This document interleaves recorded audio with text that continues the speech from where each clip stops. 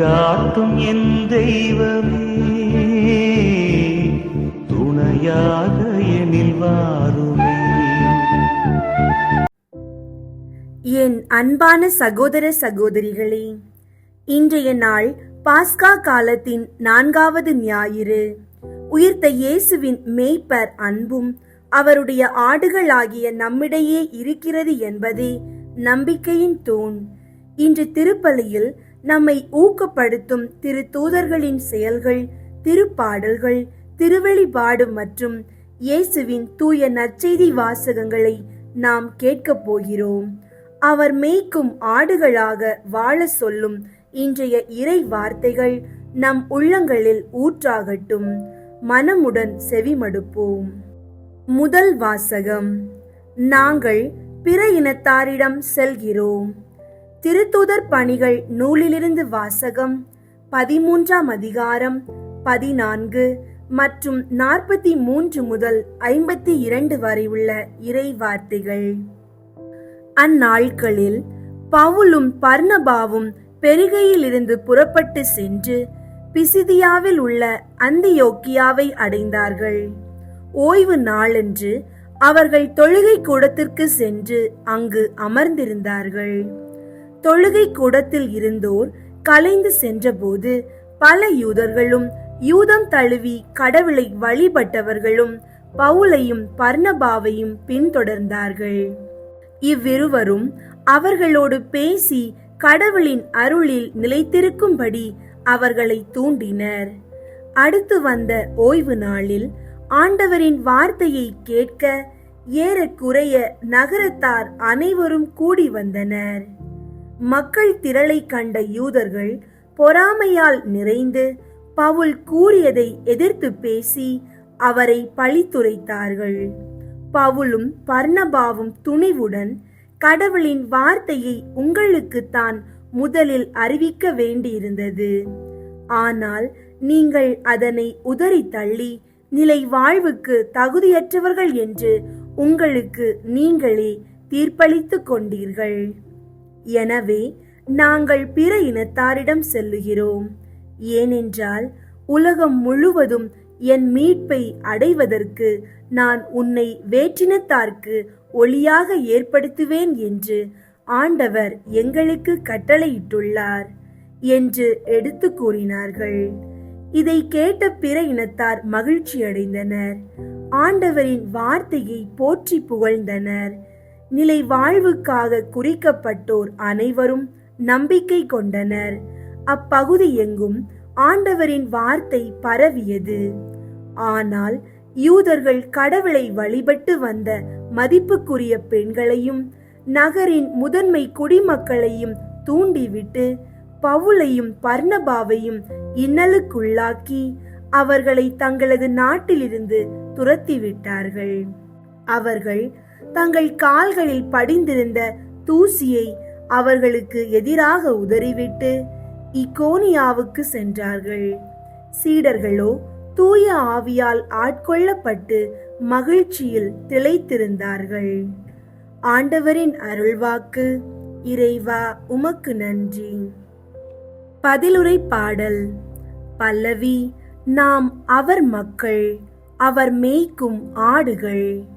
நாம் அவர் மக்கள், அவர் மேய்க்கும் ஆடுகள். அனைத்துலகோரே, ஆண்டவரை ஆர்ப்பரித்து வாழ்த்துங்கள். ஆண்டவரை மகிழ்ச்சியுடன் வழிபடுங்கள். மகிழ்ச்சி நிறை பாடலுடன் அவர் திருமுன் வாருங்கள். பல்லவி.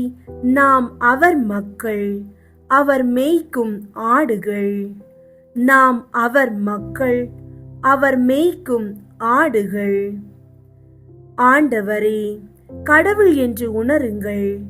அவரே நம்மை படைத்தவர். நாம் அவர் மக்கள், அவர் மேய்க்கும் ஆடுகள். பல்லவி.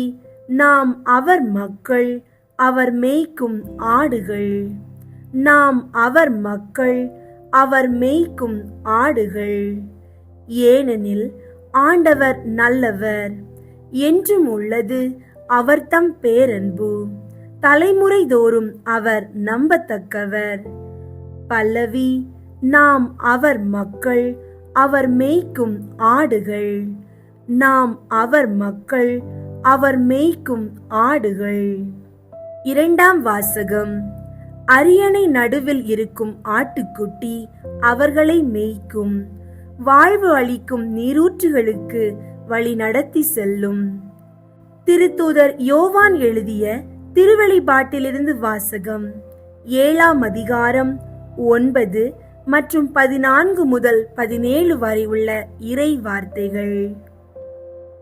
யோவான், நான் யாராலும் எண்ணிக்கையிட முடியாத பெரும் திரளான மக்களை கண்டேன். அவர்கள் எல்லா நாட்டையும் குலத்தையும் மக்களினத்தையும் மொழியையும் சார்ந்தவர்கள்.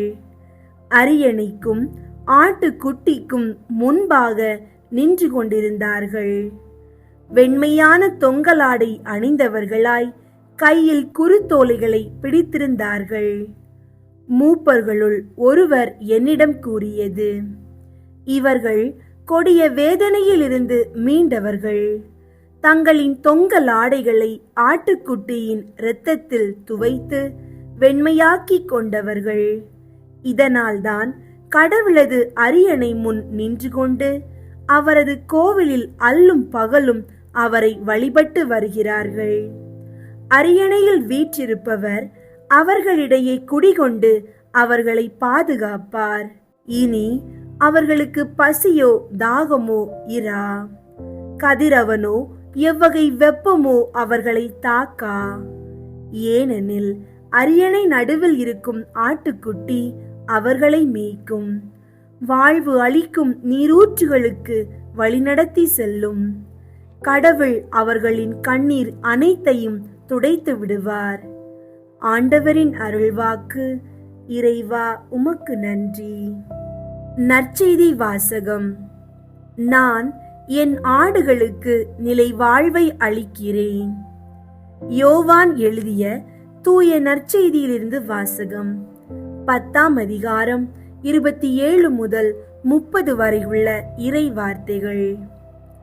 அக்காலத்தில் இயேசு கூறியது, என் ஆடுகள் எனது குரலுக்கு செவிசாய்க்கின்றன. எனக்கும் அவற்றை தெரியும், அவையும் என்னை பின்தொடர்கின்றன. நான் அவற்றிற்கு நிலை வாழ்வை அளிக்கிறேன். அவை என்றுமே அழியா. அவற்றை எனது கையிலிருந்து யாரும் பறித்து கொள்ள மாட்டார். அவற்றை எனக்கு அளித்த என் தந்தை அனைவரையும் விட பெரியவர். அவற்றை என் தந்தையின் கையிலிருந்து யாரும் பறித்து கொள்ள இயலாது. நானும் தந்தையும் ஒன்றாயிருக்கிறோம். கிறிஸ்துவின் நற்செய்தி. கிறிஸ்துவே, உமக்கு புகழ். என் அன்பான சகோதர சகோதரிகளே, இன்றைய திருப்பலி வாசகங்கள் நம்மை இயேசுவின் ஆடுகளாக அவருடைய குரலுக்கு செவிமடுக்க சொல்கின்றன. அவர்தான் நம் மேய்ப்பர். அவர்தான் நமக்கு நிலை வாழ்வை கொடுக்கும் இறைவன். இன்று நாம் கேட்ட இறை வார்த்தை நம்மை உற்சாகப்படுத்தி உயிர்த்த இயேசுவின் வழியில் நடக்க ஊக்கமளிக்கட்டும்.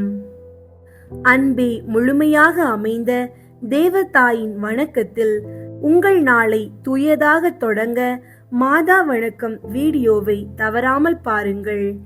மரியாவின் அருளும் தூய ஜெபமாலை ஜெபங்களும் ஆன்மீக சிந்தனைகளும் உங்கள் உள்ளத்துக்கு அமைதியையும் உங்கள் வீட்டுக்கு ஆசீர்வாதத்தையும் தரும். இப்போதே தேவதாயின் மாதா வணக்கத்தை பாருங்கள். இயேசுவின் ஆசீர்வாதம் மற்றும் அன்னையின் புகழ் உங்களோடும் உங்கள் குடும்பத்தோடும் எப்போதும் இருக்கட்டும். ஆமீன்.